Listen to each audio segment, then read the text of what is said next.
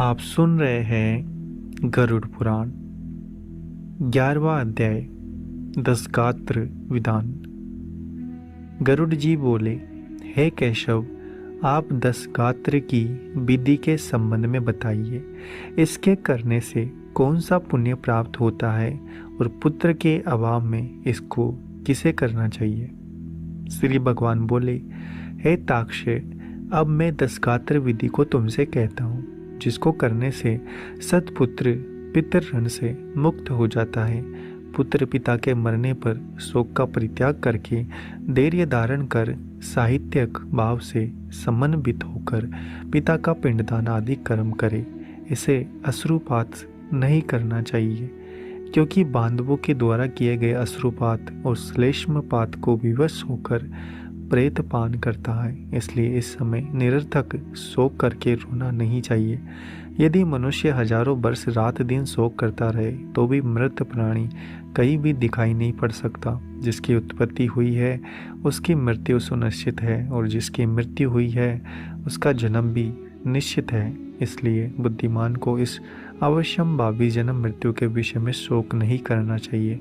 ऐसा कोई देवी अथवा मानवीय उपाय नहीं है जिसके द्वारा मृत्यु को प्राप्त हुआ व्यक्ति पुनः वापस आ सके। अवश्यंभावी भावों का प्रतिकार यदि संभव होता तो नल, राम और युधिष्ठिर महाराज आदि दुख न प्राप्त करते। इस जगत में सदा के लिए किसी न किसी भी व्यक्ति के साथ रहना संभव नहीं है। जब अपने शरीर के साथ भी जीवात्मा का सार्वकालिक संबंध संभव नहीं है तो फिर अन्य जनों के आत्यंतिक सहवास की तो बात ही क्या। जिस प्रकार कोई प्रतीक छाया का आश्रय लेकर विश्राम करता है, विश्राम करके पुनः चला जाता है, उसी प्रकार प्राणी का संसार में परस्पर मिलन होता है। पुनः प्रारब्ध कर्मों को भोग कर वह अपने गंतव्य को चला जाता है।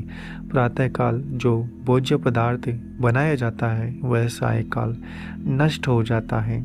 ऐसे नष्ट होने वाले अन्न के रस से पुष्ट होने वाले शरीर की नित्यता की कथा ही क्या। पितृ मरण से होने वाले दुख के लिए वह पूर्वोक्त विचार औषध स्वरूप है। अतः इसका सम्यक चिंतन करके अज्ञान से होने वाले शोक का परित्याग कर पुत्र को अपने पिता की क्रिया करनी चाहिए।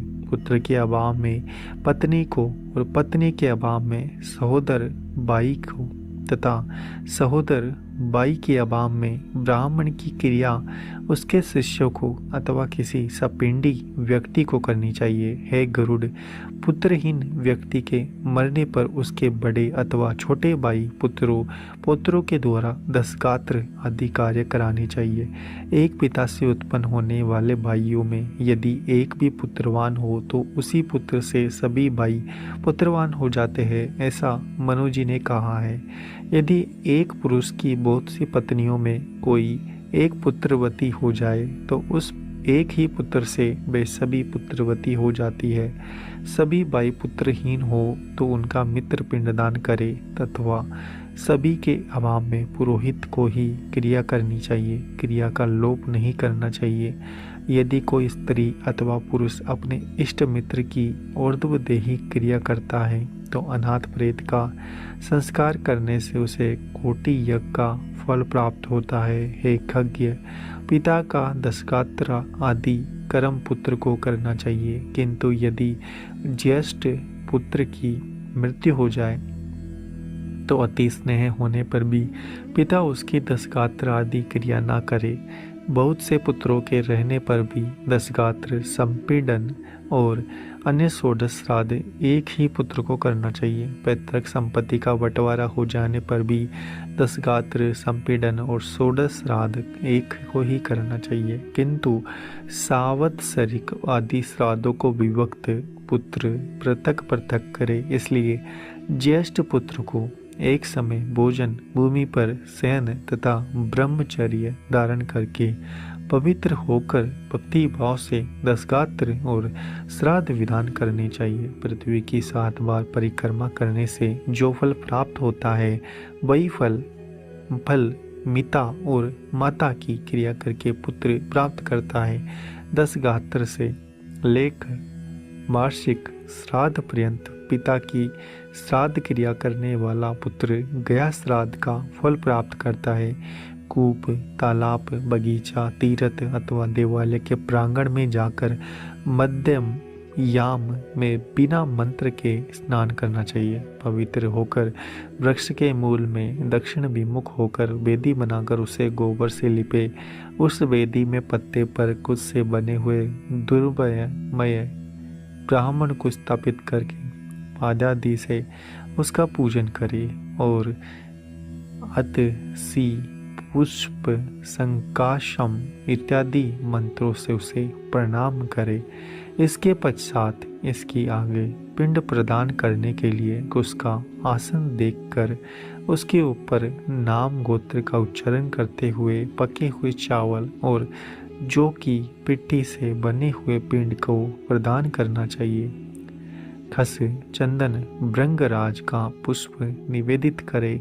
धूप दीप नैवेद्य मुखवास दक्षिणा समर्पित करे।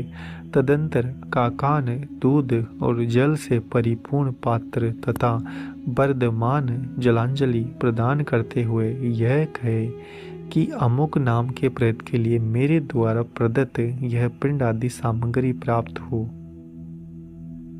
अन्न, वस्त्र, जल, द्रव्य अथवा अन्य जो भी वस्तु प्रेत शब्द का उच्चारण करके मृत प्राणी को दी जाती है उसे अनंत फल प्राप्त होता है, अक्षय तृप्ति प्राप्त होती है। इसलिए प्रथम दिन से लेकर संपीडीकरण के पूर्व स्त्री और पुत्र दोनों के लिए प्रेत शब्द का उच्चारण करना चाहिए। पहले दिन विधि पूर्वक जिस अन्न का पिंड दिया जाता है उसी अन्न से विधि पूर्वक 9 दिन तक पिंडदान करना चाहिए।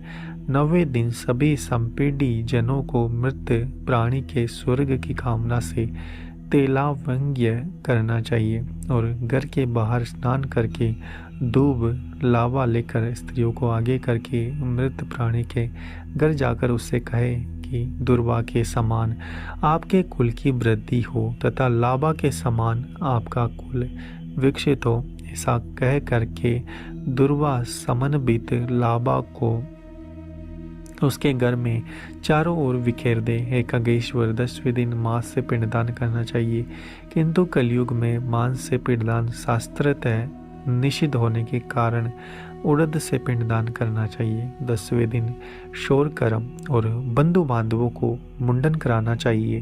क्रिया करने वाले पुत्र को भी पुनः मुंडन कराना चाहिए।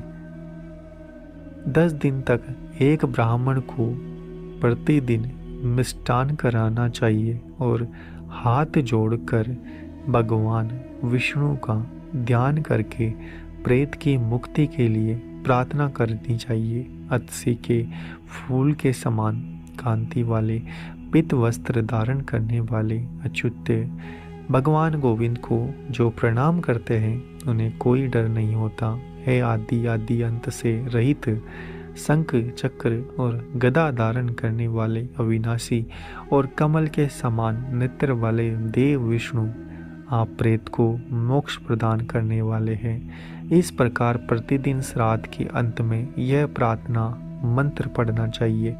तदंतर स्नान करके घर जाकर गोग्रास देने के उपरांत भोजन करना चाहिए।